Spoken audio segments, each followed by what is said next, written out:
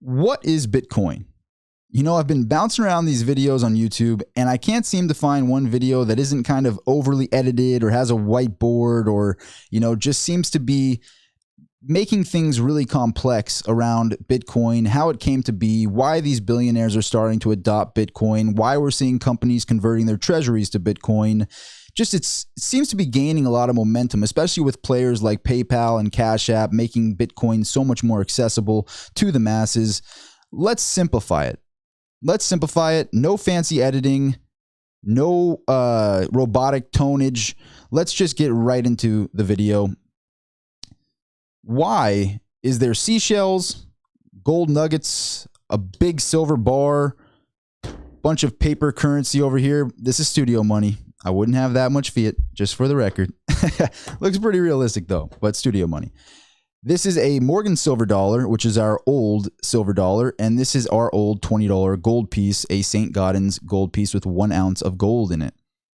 So why is all this out here? The best way to understand Bitcoin and moving towards the digital age here is understanding what is money in the first place. What is money? Sounds like a pretty broad question. To answer that, the easiest way I could put it in a sentence, money should be something that is hard to get. Money should be something that is hard to get. So at one point, seashells were actually considered money. True story. We used to barter in seashells. So that's why I have a little bit of seashells here. That was at one point money because it was hard to get. And we used it for barter and we'd use it for goods. We even used things like salt, cattle, all kinds of things to barter with as money because it was hard to get. I have something that's hard to get. You have something that's hard to get. We're going to trade for our different things that are hard to get. Then we figured out that gold was a noble metal. And what a noble metal basically means is if you take this 10-ounce gold bar here and you put it in a pyramid, let's say, and it sat there for 1,000 years, it would still be a 10-ounce gold bar when you found it. It wouldn't be rusted. It wouldn't be oxidized. You would still have the same weight there. It wouldn't corrode over time. That's what a noble metal is. That's why silver is a noble metal and gold is a noble metal, and that's why we consider them money, because they are a noble metal, rather. It's an easy way to store value, and it also has intrinsic value to it. Now, what is intrinsic value? Intrinsic value means miners went out there and worked really hard to get these gold nuggets here. They mined these gold nuggets out of the mining shafts and went into the hillsides and did whatever they could to pan and find these gold nuggets here. After that labor of finding those gold nuggets, they then refined it into a bar like this that is pure gold with no other impurities. Pure 999 gold. That means that this bar here has a lot of stored labor. You can understand when you hold this bar that miners worked very hard to get all the gold out of the ground, refine it, and then have this gold bar here. And now we have that stored value that is money worldwide. So that's where money originated, from seashells to gold and also silver. Now, I'm very bullish on silver. Everybody from my channels knows I'm a big silver bug, but we're not going to get into that. But that's just the beginning of how money came to be. And that's why in our actual Constitution, it is written in the United States Constitution that the states shall make money out of gold and silver coinage. That's why we have Morgan silver dollars here and a $20 gold piece of gold, $20 St. Gaudens. This is actually currency from the United States. You know, this $20 St. Gaudens, it's actually not that old if you think about it. It's made in 1927, and it's an ounce of gold here. $20. That's what $20 used to be, an ounce of gold. An ounce of gold on today's market rate is somewhere around $1,850 to $1,900 for an ounce of gold right now. But it used to be 20. So that goes to show you how much inflation has happened and how much the dollar has devalued, because what happened is, although our money used to be made out of gold, which had stored value to it, and gold was money everywhere. So if you didn't, trust the dollar, you still had an ounce of gold. If you didn't trust the dollar, you still had an ounce of silver when you had a Morgan. it was that way for that reason, so that you could have money regardless. Then, in 1971, Richard Nixon was faced with a dilemma where a lot of other countries were asking for gold because our dollars were back to gold. So the reason they came out with paper currency in general was because we couldn't go around and barter in gold anymore. When we wanted our simple goods, we needed some way to pay for things in a fractional way. That's why they came out with paper currency, and we were told from our government, hey, we'll hold the gold and silver, we'll give you gold and silver certificates, and you basically take these pieces of paper. If you ever want your gold and silver, you just bring it to us at an assay office. That's also why I specifically chose this silver bar here. This is a New York assay office bar from 1951. You actually had to give them silver certificates, quite a few of them at the time, to get this 1061 troy ounce bar in silver. So if you don't know what a silver and gold certificate, I suggest looking a picture up of them maybe on Google. If not, I'll try to put a screenshot up here,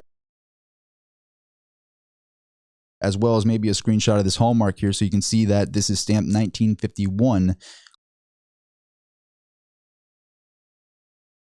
Quite an old bar with some really nice character to it. I really do appreciate this bar, but that's besides the point. But it does show you that the United States actually used to back our money to gold. Now, back to the point with Richard Nixon in 1971, because the dollar was back to gold, it was considered the gold standard by all currencies worldwide. So everybody started adopting the dollar, and other countries decided to go, hey, we don't know if you actually got the gold, so we want the gold instead of the dollars now. Can you provide us the gold? And Nixon was faced with a dilemma there in 1971, which he ended up doing he ended up choosing to basically say, no, we're going to keep the gold, and the dollar is no longer redeemable to gold. So basically, having IOU notes and then saying we don't owe you anymore and we're keeping the gold sort of thing. Kind of wild, but that's what happened. And then we launched a thing called Fiat Currency in 1971, which is why we have these $100 bills here.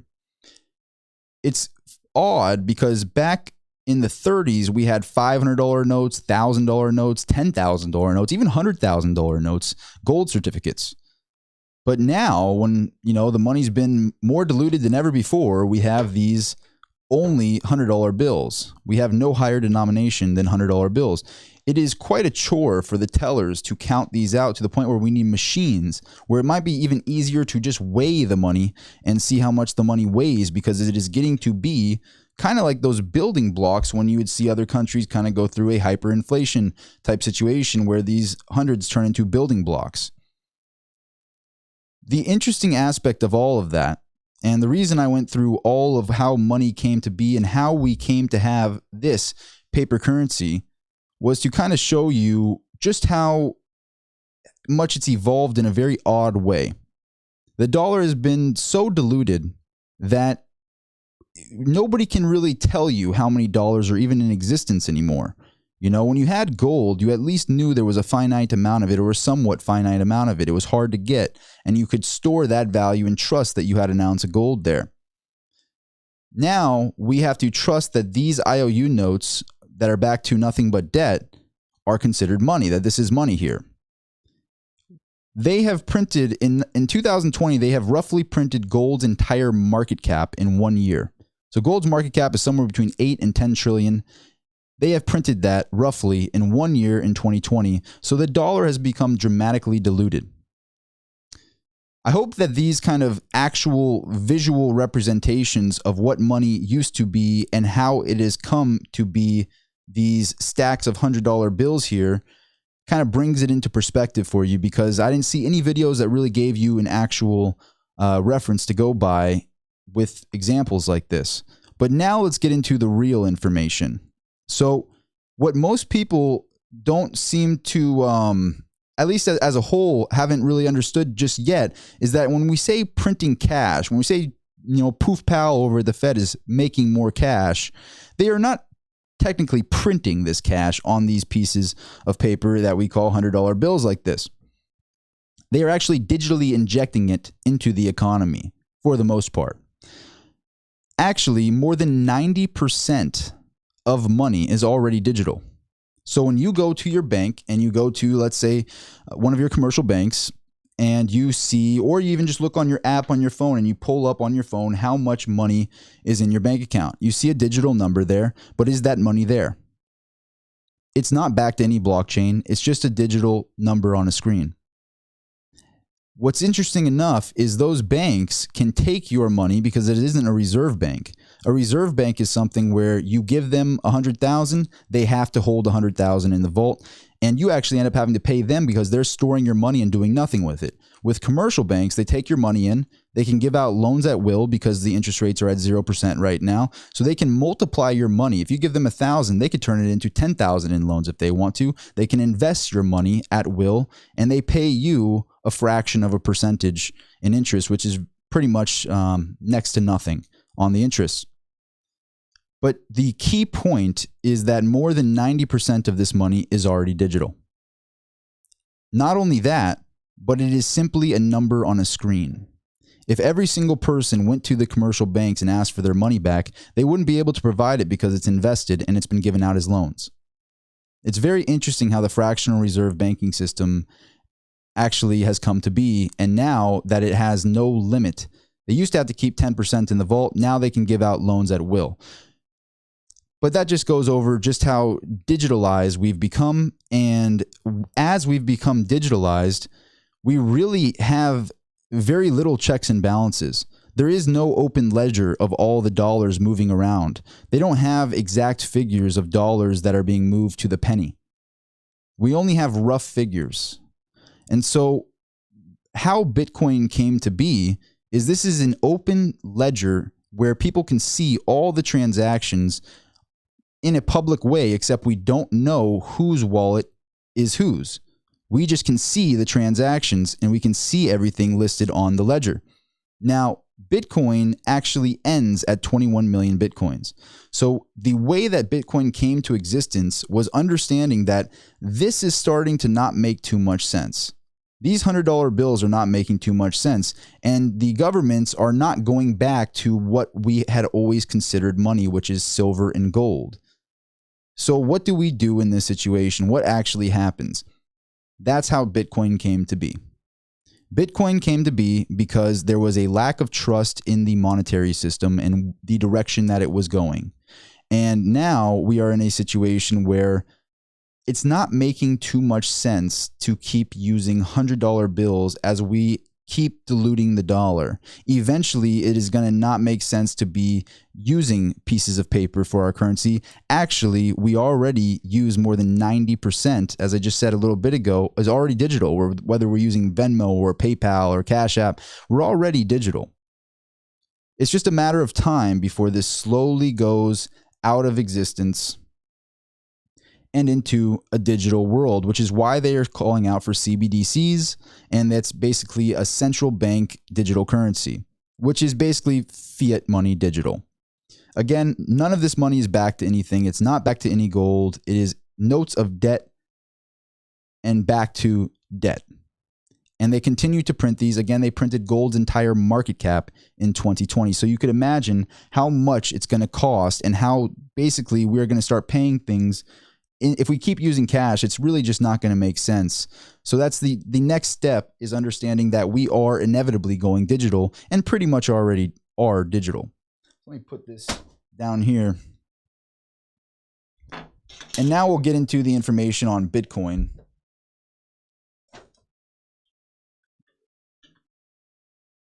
So I hope that gives you a little bit better understanding, just actually understanding, how we are moving to a digital world. I still am extremely bullish on silver. I'm from the precious metals industry and collectibles industry, and I find silver to be extremely undervalued, being an industrial metal. And I have plenty of videos on that, but I just wanted to talk about what is money and how Bitcoin is coming to be. And now to simplify Bitcoin, we need a decentralized money. If we had a T-chart on what the future of money should be, it should be decentralized, where it means I can send you money without any intermediary. There's no need for an intermediary like a commercial bank for me to send you money. That is a decentralized money. So check one for Bitcoin. The next thing you want is it for for that money to be finite. Bitcoin ends at 21 million. We are approaching 19 million mined, so there's not that many left to actually mine, and that is another check. You also want a network to be able to process these transactions. That's another check for Bitcoin. So all of those things really are what you want for a future money. Decentralized, digital, and you want a network that can support that and people that are already adopting this new currency. What you don't want the future of money to be is something that can be diluted, printed at will, and basically continuously put secondaries into the market. If you don't know what a secondary is, a stock can dilute their shares by offering more shares and diluting that stock by basically taking that money from the retail public. If a stock has 1,000 shares, they can dilute it another 1,000 shares. Let's just say, for example, now there's 2,000 shares in the open market, and they took that money from the general market but diluted their stock, so the stock price will drop because they diluted it. You don't want a currency where they can just print the money at will. Just like they did in 2020, printing $10 trillion, gold's entire market cap was roughly printed in 2020. You don't want a currency where you can just keep diluting it like that and just print your way out of your troubles, because eventually that's going to catch up to you. You also want it to be decentralized so that there is no... The problem with a central currency is that there's someone always skimming some money out of that pile of money when you have a central party. So these central banks are making money when you do a wire transfer, and they are making you hold your money with them. You don't have control of the bank. They have control of your money, and they are investing that money at their own discretion. So you are trusting them to hold that money, and you have them wiring the money to whoever needs to accept that money. And then they are having their money held within that bank, and that bank is investing that money and giving loans against that money. They have control of that money, and they are actually printing more money than the Fed even prints, because they give out loans at will. And that's how money really becomes printed, through fractional reserve banking. But that's, I mean, it's kind of on point, but we'll go into that more in detail in another video. I know I said I was going to simplify this, so I hope it's not being too complex about this situation here, but I want people to really understand why something like Bitcoin really is needed. Now, the aspect of Bitcoin that is up for argument, especially from precious metals fans like myself, and I came at Bitcoin very speculative in the beginning until it kind of hit me that I thought it was very unique and worthy of a speculative position in my personal portfolio. And that was a little while ago, and I made a lot of videos on that as well. But what is the intrinsic value to Bitcoin? How does Bitcoin have any intrinsic value? Just like those miners that mine this gold, and then, you know, we have that stored labor in this ounce gold coin here, and we have that stored labor in this 10-ounce bar here. How is Bitcoin the same way? It's just this internet money. How does it make any sense that this actually has stored value in it, like gold does, like silver does? We know a miner had to put in a lot of work to get this here. So we know that there was definitely hard work involved in owning this. And that's why we consider it valuable, because money should be hard to get.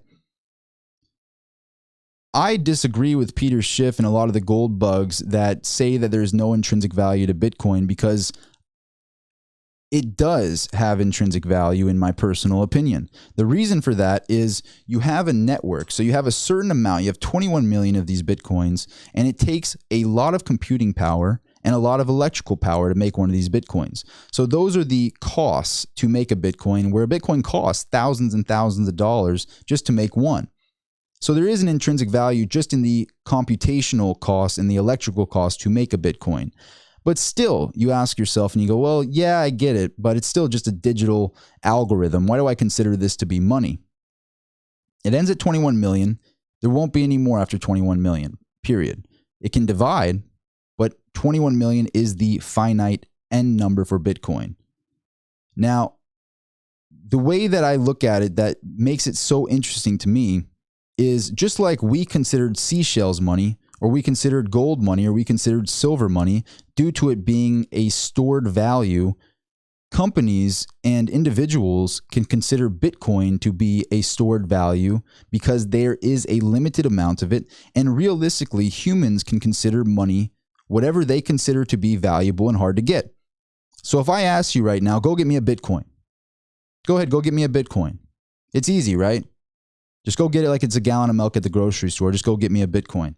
It wouldn't be that easy because it's not that accessible like that. You got to pay a lot of money to have a Bitcoin, roughly $40,000 right now, somewhere between $37,000 and $40,000 right now for a Bitcoin. Due to that, it is just like gold, just like these seashells were, just like silver was or is hard to get. Bitcoin is also hard to get. But the main factor for me, apart from all of that, and that is a point involving the intrinsic value of Bitcoin, is the network in place. To have a decentralized network that can process these transactions is extremely unique to me. And this is my number one point with Bitcoin. The idea that you need central banks all across the world to be able to do international wire transfers, to be able to send money domestically, commercial bank to commercial bank. If you had a way to actually change a currency and make the future of money, we know we're going digital for all the reasons I talked about before, because this paper currency down here doesn't really make too much sense anymore. So we're already going digital inevitably. Now, the choice is really CBDCs, central bank digital currency, that they can basically announce as much secondaries as they want. They can dilute it as much as they want. They can set whatever price they want. That is what a CBDC is. Or you have something that is completely outside of any central party's control and completely decentralized and peer-to-peer like Bitcoin, where you essentially, if you own your Bitcoin, if you have your keys, you have full control of your money. You are essentially the bank by owning Bitcoin. That gets to my main point and what actually was like the needle in, well, not the needle in the headache, but the, I forget the term that I'm trying to go for. Again, I don't edit my videos. I just point and shoot. But the overwhelming thing that actually made me go, okay, this makes a lot of sense, is when somebody explained to me, I asked the question, what happens when 21 million Bitcoin are mined? What happens when all the Bitcoins have been mined, 21 million of them have been mined? What happens at that point? How do they get rewarded, these mining systems? Do they just turn off the computers and that's it? And then I've got my answer. The answer came to me, and this was about, I want to say 8 or 9 months ago. That was kind of the eureka moment for me.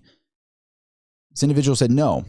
And what happens is all these miners continue to be in operation. They continue to be mining Bitcoin. But what do you mean? It ends at 21 million. No, they are processing the transactions, because they are taking place as the central banks to be processing the transactions. So if I want to send you Bitcoin and I want to send it to you quick, I pay the network in Satoshis to move my Bitcoin through the decentralized system to you. And those miners are moving that money and doing the proof of work to get the Bitcoin to you. So once all the 21 million Bitcoin are mined, the miners are still mining in the same way that a central bank, or a commercial bank rather, charges you a $35 wire transfer fee and a $15 wire acceptance fee. So they're making $50 on that wire that you do, right? And on top of it, they hold that money and pay you no interest for it. So that money is not finite. It is constantly inflating, and they printed a lot of it. But on top of that, that money is not even there. It's just a digital number that's not backed to any blockchain, anything, when it's at a central bank, when it's at a commercial bank. So they make money off the wire transfer and holding the money itself by giving out loans against that money and investing your money and not giving you anything for that. They give you a fractional, look at how much money you get in interest. They don't pay very much, if anything.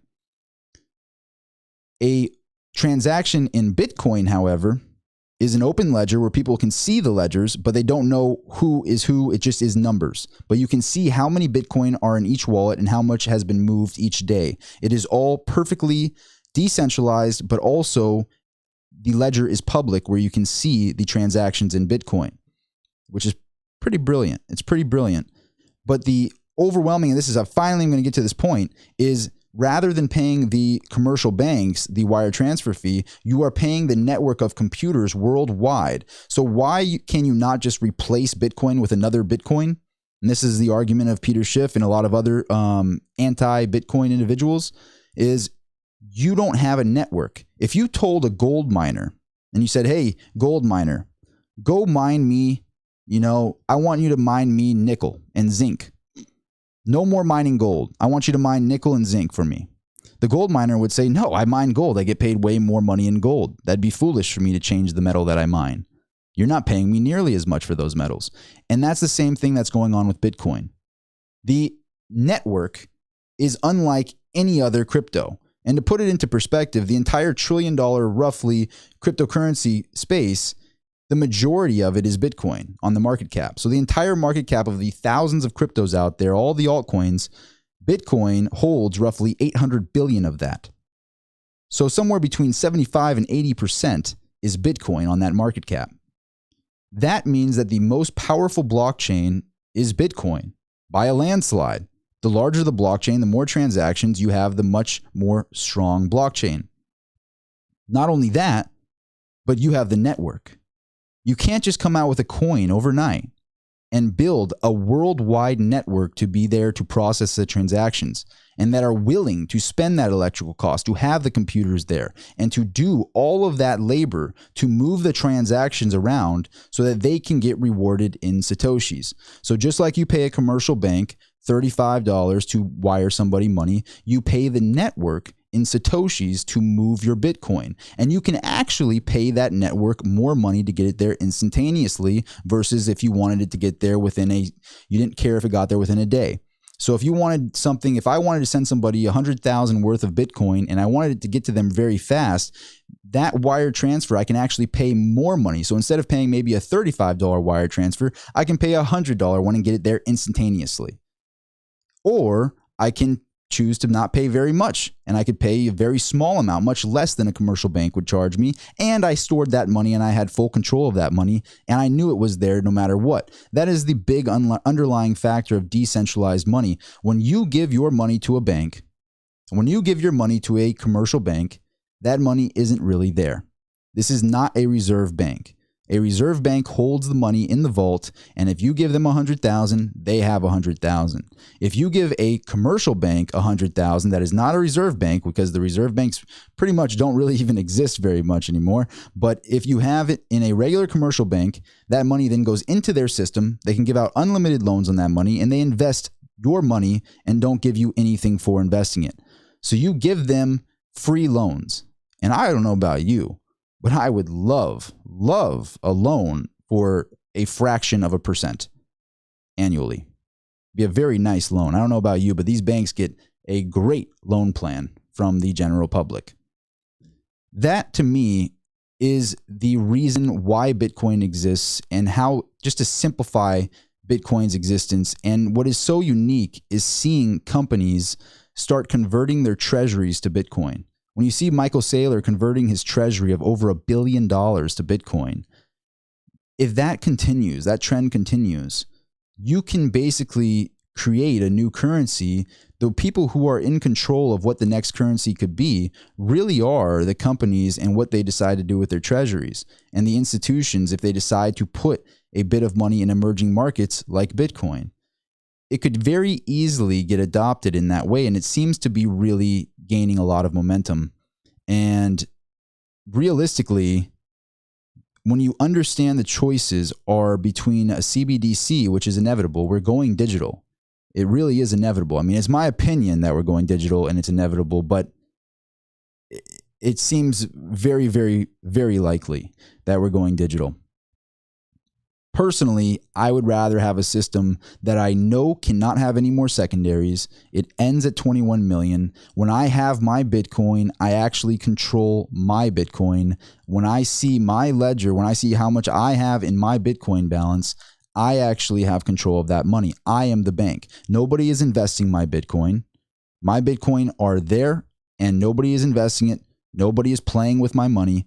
And the key point here is if every single person went to the commercial banks, no matter how much you have with them, and all of us, every single citizen goes to the commercial banks and asks for their money back, they would not be able to provide it. They would not be able to provide it. And better yet, if they go bankrupt, just like Bank of America went bankrupt in 2007 and 8, they come to you to bail them out. They diluted the currency. They took your money, gave out bad loans against your money, and then you, the citizen, bail them out. With Bitcoin, you have control of your money. They don't have control of your money. You have control of your money. It's decentralized, and it is extremely elegant that a system is in place that is there to process the transactions. Otherwise, it is not something that you can just create overnight. That's the one thing, I always go back and forth with the ideas that Peter Schiff has on Bitcoin. He seems just adamantly against Bitcoin and doesn't give it a fair shake at all. Personally, I still am very speculative about Bitcoin. There's a lot that I still question there, but I do see how elegant it is. And I do see a need for a decentralized digital currency. To finish this video, some people have brought up the idea of having a blockchain-based gold crypto. So the problem in this situation here, and why I still believe in actually holding physical metal, and why I believe so much in silver still, and actually holding the physical silver. And if you don't know from my old videos, please, if you want to check out my positions on silver and my stance on silver, I have a lot of videos on that. But the situation on having a blockchain-backed gold, where basically, let's just say 1 Bitcoin would be 1 ounce of gold, or whatever they called it. 1 gold coin is 1 ounce of gold, and this gold is stored somewhere. Here's the problem with that, and why I believe in a digital decentralized currency that actually has the value in the ether. It's so crazy to think of it that way. It really is, but it's something that seems to be very needed. But I want to end on this note, because it seems to be the other argument is, why don't you have a gold-backed currency, that is actually blockchain-based? So if you had a Brinks or somebody that actually was a custodian, say they had $1 billion worth of gold, and every gold coin is worth 1 ounce of gold, then you are back in the position of trusting somebody to store your money. And that's exactly what we did prior to 1971. History tends to repeat itself, and all the citizens trusted, and all the world really trusted, the dollar was back to gold. That's why we used them as IOU notes. Old silver certificates, old gold certificates, we considered it to be money. And if we redeemed those silver certificates, if we brought it to the assay office and wanted our silver for it, they would give us something like this, which is actually an authentic bar from the New York Assay Office in 1951. Somebody had taken a lot of paper currency, a lot of silver certificates to get this real piece of silver that was to be redeemed for those pieces of IOU notes. History repeats itself, though, so are we going to trust a custodian again in the same way that we trusted that our currency was actually back to silver and gold? Because what ended up happening is they launched fiat currency, kept the silver and gold, and didn't let you redeem to that metal after 1971. That's where the problem comes into play about someone storing the gold and having a blockchain-based currency back to that gold, because there is some sort of liability there. There is trust there that you have no control over your bank. Somebody else is the bank storing it somewhere. That's why I believe in physical silver, holding the physical metal. And I also personally have Bitcoin as well. I think Bitcoin is worthy of a small position in my decentralized portfolio. My position has grown a bit because I happen to get in a little bit early, not as early as I would have liked to be, but it seems to be continuing to grow. And I'm basically sitting on my hands and watching it play out. But I will say that it is getting very interesting to see companies convert their treasuries from dollars into Bitcoin. Very, very interesting. And it's not really on a small level either. You're seeing companies like Michael Saylor's company converting over $1 billion into Bitcoin. Again, I hope I didn't ramble. I hope there was some valuable information there. I hope it was somewhat simplified, because it isn't easy to simplify Bitcoin and why we are moving to a digital age, and why something like Bitcoin is so needed with the current way the world is. But I hope this video helped you in some way. If it did, please consider smashing that like button. I don't know. Do I have that pillow somewhere around here? Hang on. There it is. I got the fancy YouTube pillow here. If you could smash the like button, would really appreciate it. It will help this video reach out there. It will help with the YouTube algorithm. I know all the YouTubers say that and it's super annoying, but really does help if you could do that. Also, if you want to be a subscriber on this channel, we do live feeds, often impromptu. I'm starting to do them at least once or twice a week. And if you click the bell after clicking the subscribe, totally free to do it, no strings attached. But if you hit the subscribe and the bell afterwards, you will be notified of all those live feeds and all future videos from this channel. Thank you so much for watching, and I will see you at the next video.